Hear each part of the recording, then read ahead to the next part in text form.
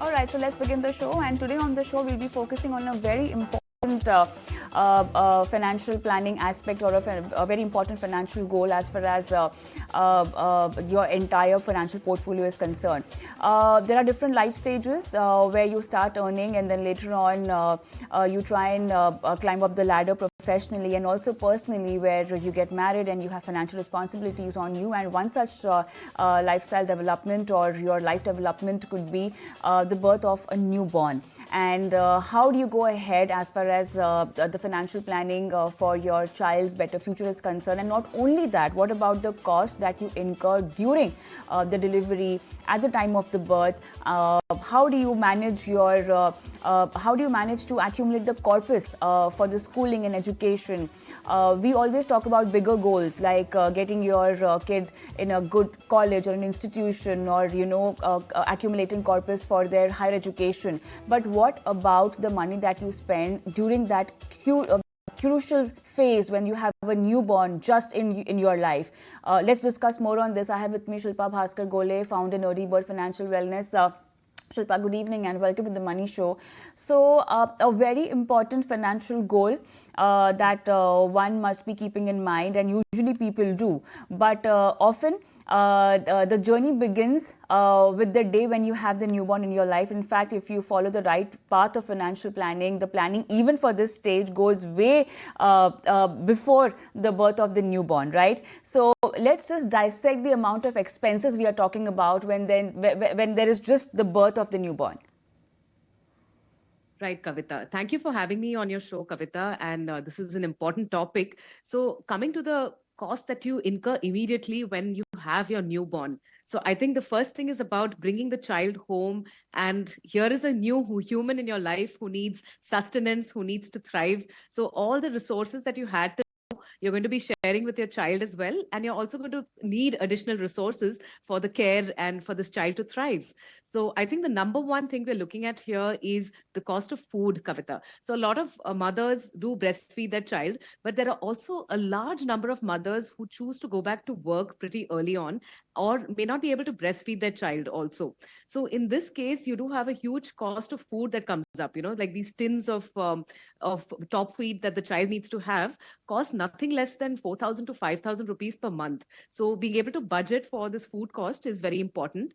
Additionally, food, your clothing and shoes and stuff like that, and even your diapers, these are all recurring costs again, because in the initial years, the child is growing very fast. So they grow out of clothes very quickly, they grow out of shoes very quickly. So it's very important that you have to also keep up with that. And when you talk about recurring visits to the hospital, that's also another thing that you incur in the first 6 to 8 months of having your child, because every month you're making a visit to the doctor. You need to get the baby's weight checked. Need to get the vaccinations done. So all of these costs start to pile up, and they're all recurring in nature. So I would say that when you think of these recurring costs, it's important that you budget for them in your income, Kavita. How do you budget it, and when do you start planning for these kind of recurring expenses? Broader goals, everyone plans, okay? But then these kind of expenses, day-to-day expenses, how can we plan for it? Right. So I think the first step that you need to do here is to try and preempt as many expenses as you can. Now, everything is not predictable depending on what your values are. So a lot of parents choose to make do with what they have at home for certain things, like, cradling the baby, for, creating an environment for the baby at home. Whereas there are certain other parents who would want to childproof their house, buy certain types of furniture, have a high chair, have a cradle, buy a carrier, buy a pram. So it completely depends on what your values are and what is important to you in terms of the lifestyle you want as a parent, as a new parent, that too. So I would say the beginning of this whole thing is just before your delivery, a few days before your delivery. If husband and wife can sit down, if the two spouses can sit down and have this conversation around what are all those costs that you are going to incur on a recurring basis. And apart from that, it's also important that we look at some of the one time lump sum cost that you're going to incur immediately after the baby's born. So say, for example, buying this, furniture for the child, buying a carrier for the child, buying a pram for the child, buying a seat for the child that, fits into your car, a baby seat. These are not small costs. These are all, in multiples of 1,000. So you definitely need to sit down and create a budget for yourself, at least based on whatever you can preempt. And of course, there are certain expenses that are going to come up which you never expected. So make sure that you also set aside a fund for some of these unplanned expenses, Kavita. All right, so let's move on and let's also talk about your loan portfolio, which you might really want to get rid of before this major event in your life. Right. So talking about loans, Kavita, I think one of the important things is that this is also a stage where you may be having loans for a home that you're purchasing. So you may be paying off a home loan EMI. You may have also bought a car and you may be paying off the car loan EMI as well. So this is a stage in life where there is a possibility that there will be certain loans outstanding, which you may not be able to completely wish away after the baby's born. So I would say that when you look at your income, it's important that you have a plan around how you're going to set aside money for paying off your loan EMIs, making sure these recurring costs of your life are taken care of. At the same time, you're able to set aside something for future you. So I think in terms of one of the first steps that you need to take after the baby is born is to make sure that you have a term life insurance cover, Kavita. And I would say that this is a very, very important step because I think the elephant in the room after this baby is born is what happens in a situation if either parent is not around or if both parents are not around, right? So in this case, it's very important that you have an insurance policy in place that gives you that peace of mind and also ensures that your obligations like these loans, as well as the expenses and future goals of your child can be taken care of through this insurance claim. So now, so what are we talking about over here, Shilpa, is also that you need to have your short-term goals where it could be having your child, first kindergarten or primary school expense that you need to take care of, and the longer duration goals can be planned on maybe slowly and after doing a bit of research and whenever it suits you. So how do you actually go in for this, keeping in mind what a 3 years time frame or a 4 years time frame, how do you decide on the investment instruments for maybe getting your child enrolled in kindergarten or the primary education expense part? Right. So, Kavita, broadly, if you look at it, there are three categories of three phases in the child's life that you want to take care of. So, one is your kindergarten and primary school, which is more of a short term to a medium term horizon that you're looking at. And then you have the long term horizon where you want to take care of the child's secondary education.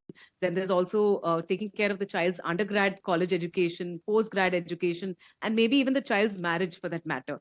So I would say that as a priority, if you had to look at your income, you're paying off your loans first, you're ensuring that the immediate costs are taken care of.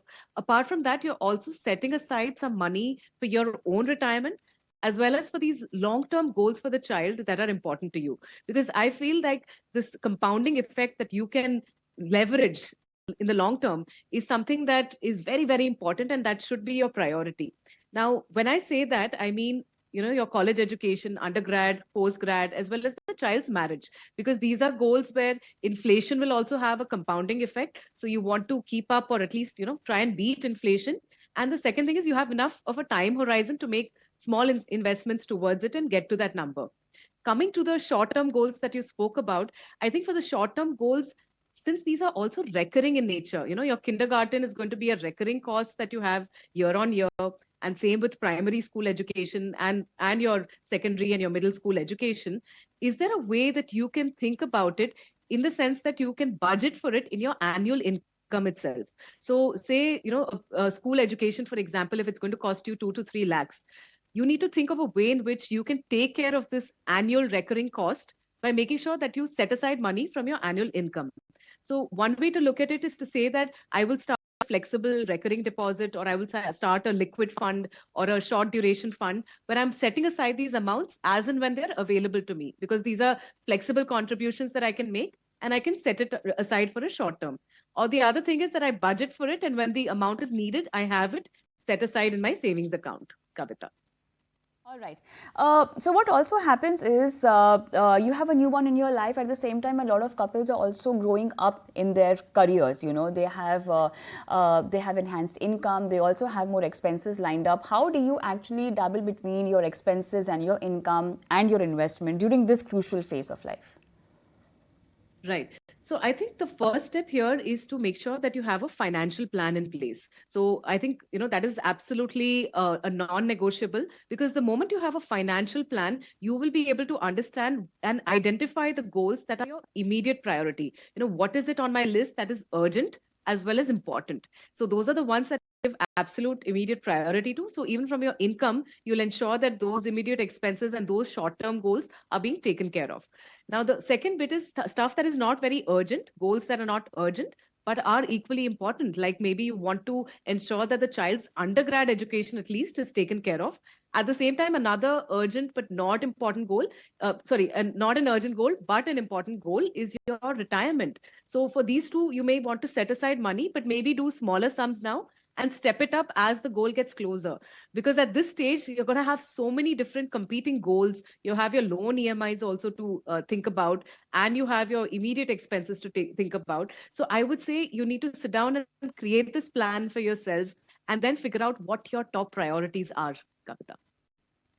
I think with that, it's a wrap. Thank you so much, Shilpa, for being on this show and helping our viewers plan better when it comes to their investment planning for the newborn is concerned. Thank you. Thank you. We'll into a quick break, and post that, let's get your mutual fund portfolio queries answered by Anil Rego after this break.